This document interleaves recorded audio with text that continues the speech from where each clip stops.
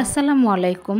কল্পনাস lifestyle blog থেকে আমি কল্পনা আপনাদের আরও একটি নতুন ভিডিওতে ওয়েলকাম করছি।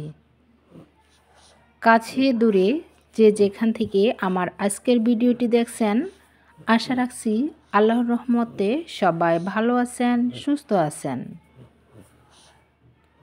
আমরাও আল্লাহর রহমতে আপনাদের দোয়া ও ভালোবাসায় বেশ ভালো আছি আলহামদুলিল্লাহ। তো আজকের ভিডিওটি আমি বিকাল থেকে শুরু করেছি, একদম সন্ধ্যার আগে থেকে শুরু করছি রাতের বেলা রান্না করার জন্য।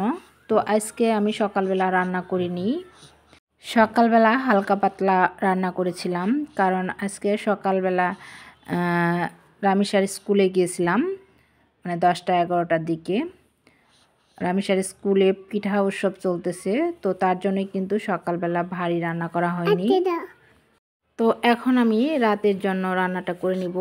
এখানে আমি ব্রকলি কেটে নিলাম, চিংড়ি মাছ দিয়ে ভাজি করব, আর রান্নার আয়োজন সমস্ত কিছু আমি রেডি করে নিয়েছি। রান্না করার আগে যদি সব কিছু রেডি করে নিয়ে তারপর রান্না ওঠানো হয় তাহলে কিন্তু অনেকটাই ইজি হয়। তো এখানে আমার যে লাইনের গ্যাসের পাইপটা, তো এটা কিন্তু দেখতে অনেকটাই খারাপ লাগে। তো তার জন্য এটাকে মানে ঢাকার জন্য একটা আর্টিফিশিয়াল ফ্লাওয়ার সেখানে রাবার দিয়ে আটকে নিয়েছি। তো এখানে আমি ব্রকলি আর আলুটা একটু ভাপিয়ে নেব, কারণ যেহেতু ভাজি করব তার জন্য একটু যদি আধা সিদ্ধ করে নেওয়া হয় তাহলে কিন্তু অনেকটাই ভালো হয়।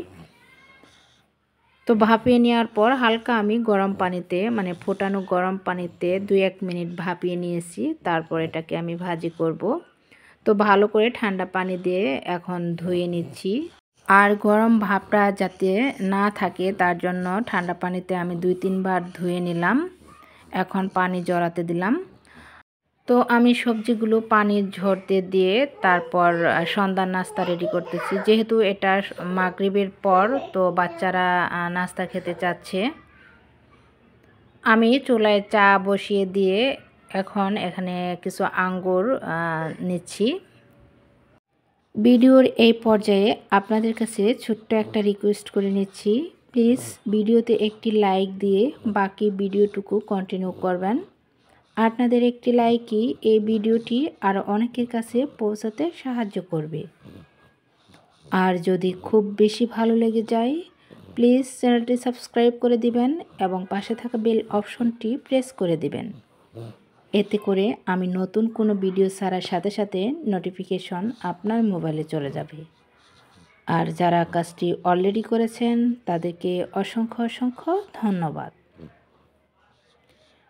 তো কাজ করার মধ্যেই কিন্তু একবার কারেন্ট চলে গিয়েছিল, আর এখন যে কারেন্টের এত সমস্যা কি আর বলবো। কোনো দিনও ভিডিও মানে সঠিকভাবে করতে পারি না, একদম ভিডিও করার মাঝে কারেন্ট কয়েকবার যে চলে যায় এটা আসলে বলা যায় না। তো আমাদের নাস্তা শেষ করে এখন আমি ভাজিটা উঠিয়ে দেব। তো এখানে চিংড়ি মাছগুলো সামান্য হলুদ আর কাঁচামরিচ লবণ দিয়ে একটু ভেজে নিলাম।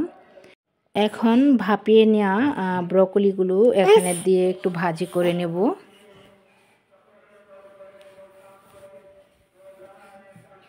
তো এভাবে ব্রকলি ভাজি করলে কিন্তু যে কালারটা, ব্রকলির যে সবুজ কালারটা, সেটা কিন্তু একদম পারফেক্ট থাকে। যেহেতু আমি একটু ভাপিয়ে নিয়েছি তাই 50% প্রায় সিদ্ধ হয়ে গেছে, এখানে কিন্তু বেশি ভাজি করা যাবে না। তো ভাজিটা উঠিয়ে দিয়ে এখানে আমি কিছু জিনিস রিফিল করে নিচ্ছি। এখানে কিছু ড্রাই ফ্রুট নিয়ে আসা হয়েছিল, তো ড্রাই ফ্রুটগুলো আমি জারে রিফিল করে নিচ্ছি।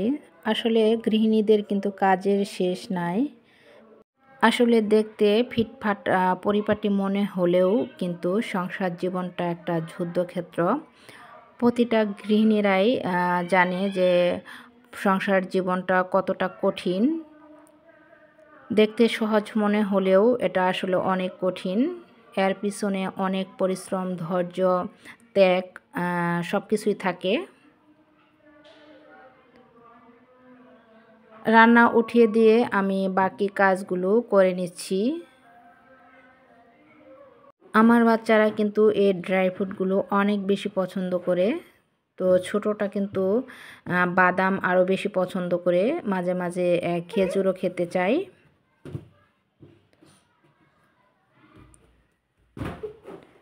তো রান্নার ফাঁকে ফাঁকে কিন্তু আমি অনেকগুলো কাজও করে নিয়েছি, আরও অফ ক্যামেরায় কিন্তু আরও অনেক কাজ করে নিয়েছি।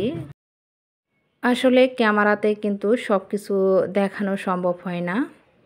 তো এদিক দিয়ে আমি রিফিল করতে করতে ভাজিটা হয়ে গেছে। ভাজিটা আমি এখন নামিয়ে নিচ্ছি। আর অফ ক্যামেরায় আমি মাছটাও রান্না করে ফেলেছি।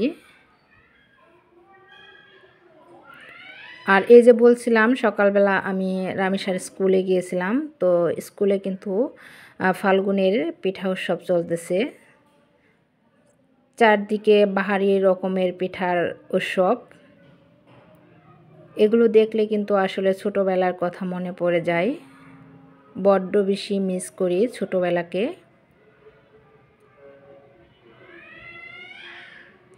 তো চারদিকের স্টলগুলো ঘুরে ঘুরে দেখছি, আর রামেশা পিঠা কিনে কিনে খাচ্ছে। এখানে আমি একটা ভর্তার আইটেম কিনেছি, বড়ই, কলা, তারপর আর টক জাতীয় কিছু ভর্তার। এই যে এটা অনেক বেশি টেস্টি একটা ভর্তা। তো এই ভর্তাটা দেখে কিন্তু আমার আবারও খেতে ইচ্ছে করছে, যেহেতু ভিডিওটা আগের করা, ভয়েসটা পরে দিচ্ছি। তো ভর্তাটা দেখে আবার আমার খেতে ইচ্ছা করছে। তো সকালবেলা তো কিছুটা সময় ওখানে কাটিয়ে নিয়েছি। তো এখন আমি এই যে মাছ তরকারিটা বাটিতে ঢেলে নিচ্ছি। আজকের রাতের আয়োজন এইটুকুই।